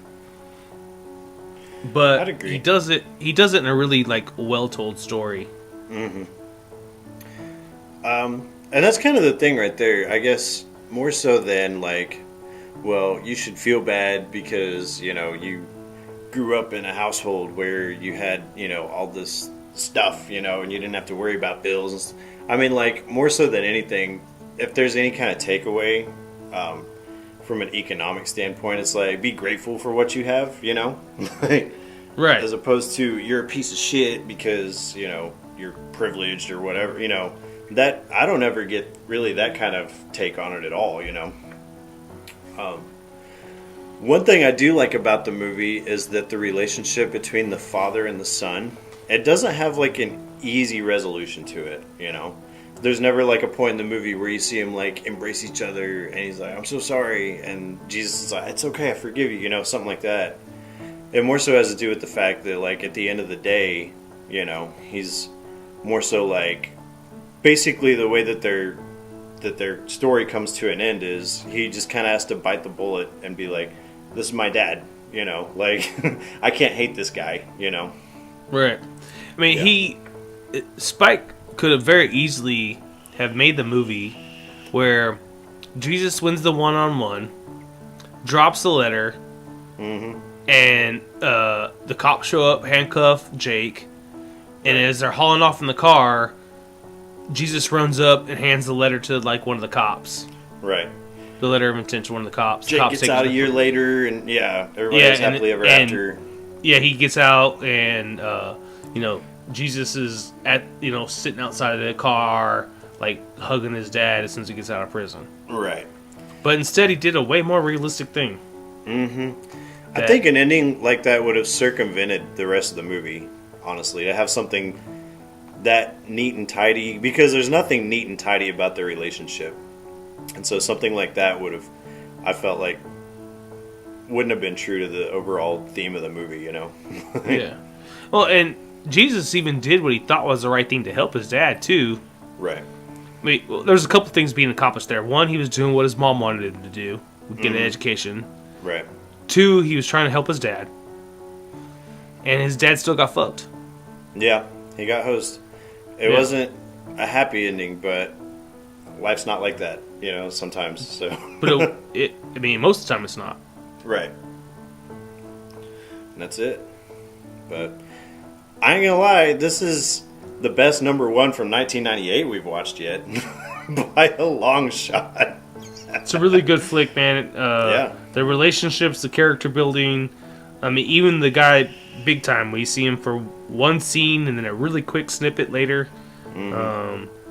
like the character development. You know everything you need to know about these characters. Right. Yeah, you don't have to go into their whole backstory or anything to know what their role is. Yeah. Yeah. I agree. Yeah. Overall, it's good. I like it, and I'm Me glad I too. got to watch it. And Would you recommend it to a friend? It depends on the friend, because I know a lot of really nerdy people that would be like, basketball, you know. You're But- pretty nerdy. Well, yeah, that's true too. But I'm open-minded nerdy, you know, like. Okay.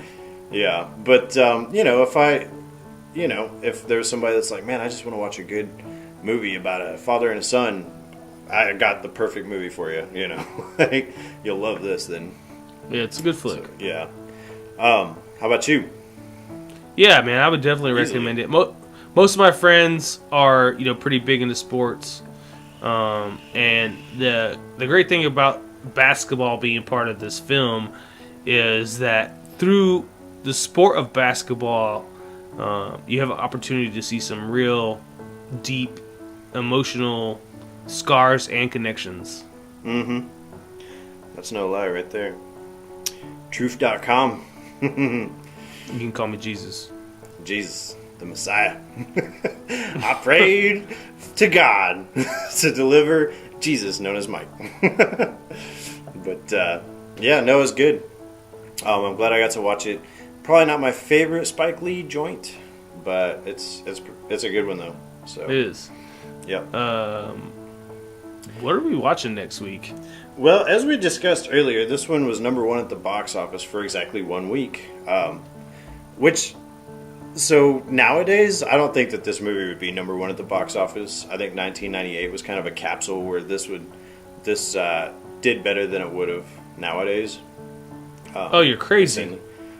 See, I don't think I am, because this isn't. These days, it's all Star Wars and comic books. Like, You're crazy. you think I am? Basketball 20 years ago? Basketball now is 100 times bigger than it was 20 years ago. You think so? Yeah. Okay. So there was, let's see. Let me choose my player carefully here. Okay. So there's a guy who was drafted 2 years by the name of Karl Anthony Towns. He's a big Yeah. center. There's a guy drafted 3, maybe 4 years ago named Anthony Davis. He's a huge center, huge superstar. There's a really controversial character that was drafted last year. His name is Lonzo Ball. Yeah. If any one of those 3 guys I just named, and there's a handful more I could have named, but if just any one of those guys started a movie similar to this today, and it was released, it would be a huge hit. Yeah. You It think would so? it would have a several week run. Yeah. Well, and my thing was I was like, I probably wouldn't go see it, but I didn't watch this one either. So, go figure. Yeah. But yeah. It'd be a big hit, man. I mean, Black Panther smashed records. Yeah. It did. It It's was like the first black superhero. Well, not counting Blade, which we're Right. actually going to talk about later this year. But it was like Cool. the first all-black superhero movie cast, Like the so, whole cast, yeah. Right. Minus Bilbo or whatever. Bilbo. Yeah, Bilbo Baggins was in that movie. Martin Freeman or whatever his name is. He was? Yeah. He was in that movie. Oh, okay. I'll take your word Yeah. for it. Anyways, Whatever. this movie would do really well. If you say so. But I'm kind of sad that it didn't do any better than it did. Especially, like I said before, when movies like Lost in Space did alright, but whatever. On the other hand, we're going next week to watch Deep Impact, or as I call it, Armageddon Part 1.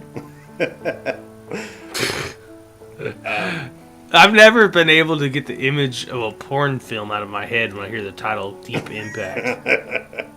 I can see that. It has Tay Leone and Morgan Freeman. A couple other big-ish names. James Cromwell, he's in it, and he's a fantastic actor. Another Star Trek alumni. But so we have that to look forward to. I actually prefer this over Armageddon, to be completely honest. So. I've seen Deep Impact, I think, one time. Oh, really? Yeah. Well, you are in for a treat then, sir. I think I've seen it like 3 or 4 times. I'm not like into disaster movies all that much, but I am, as long as it's called Armageddon. you know what I noticed was in 1998, dude, the world was in a bad way, man, because you had that year Deep Impact, Armageddon, Godzilla.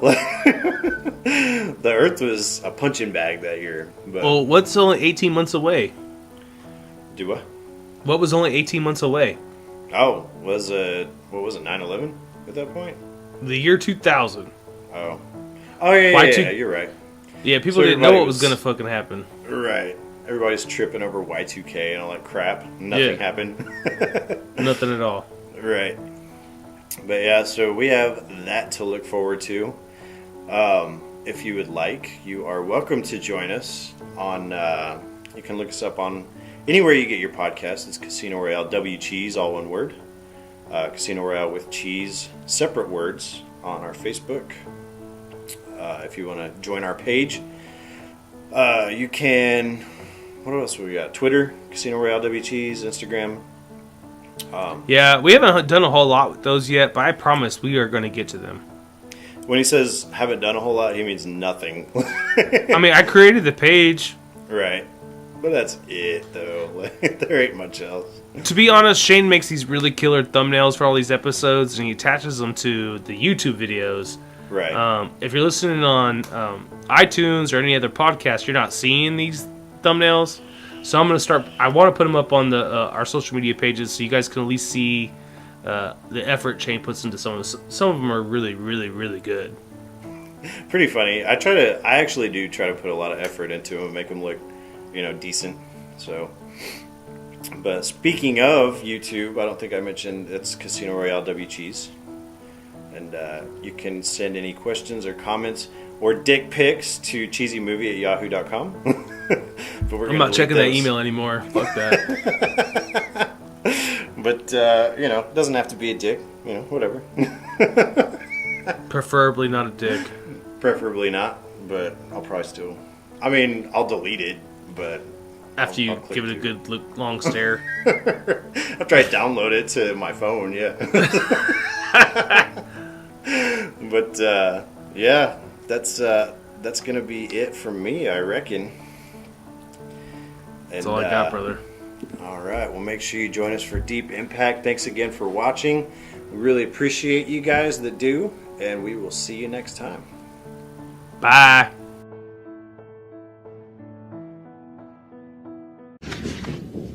I'll be back.